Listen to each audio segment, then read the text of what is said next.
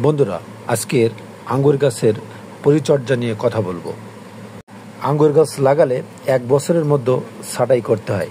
এর 7 দিন আগ থেকে সেচের ব্যবস্থা করতে হবে। পটাশ সার ব্যবহারে আঙ্গুর মিষ্টি হয়, এর রোগবালাই উপদ্রব কম হয়।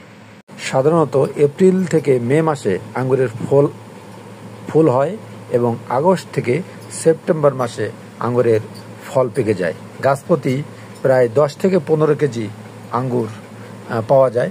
যারা শৌখিনভাবে ছাদে এই আঙ্গুরের চাষ করতে চান, তাদের জন্য থাকবে আমার অশেষ